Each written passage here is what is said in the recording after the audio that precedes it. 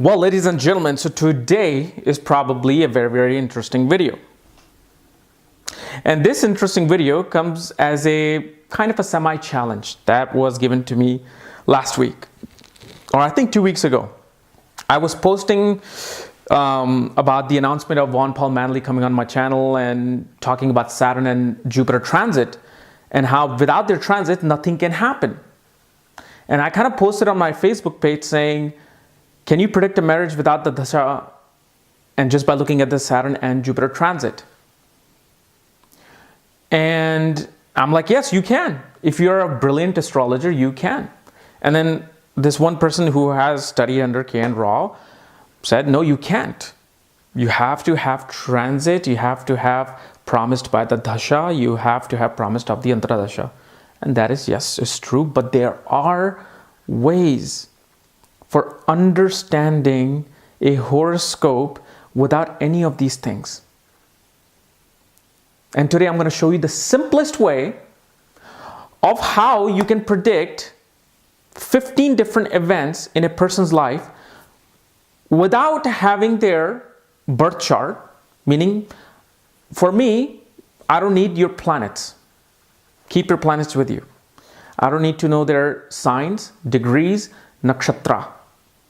I don't need to know their cuspal sublords and etc. No, nothing. Do I need to know your ascendant? No, I don't need to know your ascendant either. You can keep that with you. All I need is just your age. And with that, we can see a lot of things. And out of the 15 things that I will say, one of them will be true. But it will not apply if you are of a different age. So that's the magic of this. And I came across this about a couple of years ago on Paul Manley's website. And I want to thank Paul Manley, actually. He was responsible for me introducing these things. And it was an article written by M. Imran on Bhrigu Nadi Jyotish, and which is the oldest form of Jyotish. And I believe it was written on the website of Saptarishi. It is, Paul Manley said, read these articles on this website. You will love it. And since then, man, I read so many articles. It's like these yellow background with like these astrologer's face on the under this crescent and this information written. I mean, these guys, that's where I'm like, man, we got some brilliant astrologers in India, these hidden gems that the world needs to see. And I tried this on, my God, so many people. And yeah, it was there, you know. And yes, it can show negative events. It can show positive events. But, you know, these are the roots of astrology. This is Astrology 99, not even 101. In 101, you learn about the planets. You learn about the signs. You learn what aspects what. No. Astrology 99 does not even need any of this. So today I'm going to show you how you can predict events by someone just telling you your age. How do you do this? Well, as you see here on the screen is a birth chart. This is the Vedic astrological chart. And the number 1 through 12 that you see are the signs and the houses. So just imagine where the number 1 is the first house. Where 2 is the second house. 3 is the third house. 4 is the fourth house, all the way to 12, which is the 12th house in this chart. But just take each house as an age. Take each house as an age. So age 1 will be the first house. Age 2 will be the second house. Age 3 will be the third house. Age 4 will be the fourth house. All the way to the 12th house, which is the age 12. But then you keep going. The first house becomes the 13th house, or the 13th year of your life. Second house becomes the 14th year of your life. Third house becomes the 15th year of your life. Fourth house becomes the 16th year of your life. So you go all the way, keep going all the way till you're 100. 70, 80, 100, you can do that. And so when somebody tells you that, okay, I am 33 years of age. I'm 33 years old. Meaning that their birthday just happened, let's say 6 months ago, 4 months ago, they turned 33. And now, so they're in the process of that 33rd age, going all the way to the 40th age. This 1 year period, where is it falling? It's falling in the 9th house.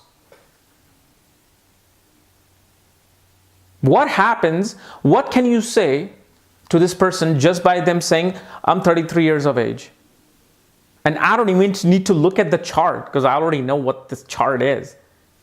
You just need to know which age is falling under which sign. So if 33rd age falls into the 9th house, you can say either you took a long distance trip, took a pilgrimage, you either had a postgrad education, you were part of some sort of a religious or spiritual ceremony, or your father was traveling to some foreign place and you were dealing with the issues of the father. And you can have like 5 to 10 different events in this 9th house. And with these events, some of them will be coming true. But let's say if he was 32 years of age, 32 would be the 8th house, right? Because if we look at all the ages, 32nd year is becoming the 8th house. Now what can you say? Just by not knowing any transit, no Mahadasha, Charadasha, planets, nakshatra, you can say, well, in your 32nd year, either you had a surgery, you went through a major transformation, you had sudden ups and downs happen to you, you were probably faced, life and death scenario. You were introduced to the occult. You got into the occult and mysticism. Any issues related to the 8th house will be the forefront at your 32nd age. Same with 31. Let's say you're 31 years old. Where's 31st year falling? 7th house. What can we say about the 7th house? 7th house is the house of partnership, marriage, and it's Bhavad Bhavam of the 10th house, meaning it can show career and promotion. So anything related to the 7th house must have taken place in that age group, okay? But guess what? Marriage can be seen from the 7th house and the 1st house. Marriage can be seen from the 11th house because it's the hopes and wishes of the 7th house, the Kama triangle. You can even say 9th house is marriage because when you're getting married, you're sitting at a mandap. What is a mandap? It is a religious ceremony happening. And 11th house is also the house of children. Why? Because it is 5th from the 7th house. Children of the spouse. That means your children. So in 11th house time period, a person can also have children or their spouse will have children, which pretty much means the same thing. So along with marriage, we can also see children here. We can see gain of money and treasure, gains from investments. They perhaps were part of a large organization during this year, became part of some organization. So in any one of these age patterns, a person may get married. 1st house, you can get married because 1st house is the Bhavad Bhavam of the 7th house. Opposite of the 7th house, so that brings you marriage. But if you're going through the age of 31, I can say all these things. But if you're going through age of 32, I cannot say you got married in this age or you had a business partnership in this age. You've got into some romantic relationship in this age. No, it will not happen. That's the beauty of this. 8th house will simply represent 8th house things. 3rd house. Let's say at the age of 15, you were in the 3rd house matter. This can show short distance travel, a lot of traveling. It can show you were dealing with things related to your siblings, your neighbors. You were probably going towards some sort of a communication event. Something related to communication and marketing have happened in this age. If you look at your own life, and if you know the major events that happened in your life, and if you go back and just apply this, you can be, oh my God, I got married when I was running through the age of the 11th house. All the ages that are falling in the 11th house. Now, you can take a little bit step forward. Now, I still don't need your planets. I don't need to know their degrees, nakshatra. I don't need to know your ascendant. I don't even need to know what mahadasha you're going through. All I need is Jupiter and Saturn transit. So let's say if somebody was going through the age of 31, 7th house. During that year, when they were born, like you just simply say when they were born, and if during that age, Saturn was transiting the 1st or 7th house, Jupiter was transiting let's say Saturn was transiting the 7th house, Jupiter was transiting the 3rd house. Both Jupiter and Saturn are pointing to the 7th house of marriage. Do you think marriage can happen in this period? Of course it can. If, let's say, Jupiter was transiting the 7th house, Saturn was transiting the 1st house. Both Jupiter and Saturn are looking at the 1st house, which is the Bhavad Bhavam of the 7th house. Can that give marriage? Yes, it can. And so these simple things can simply help you predict all the events in your life. And, it was just like, wow, just the most simplest thing, as just by knowing somebody's age and the year they ran into that age, and you can just give them 15 different things and they will say, yeah, 4 out of 5 might have happened. And if you look at the transit that were happening in the year that they became 31, 32, 33, then you can see, okay, this might have happened. That might have happened.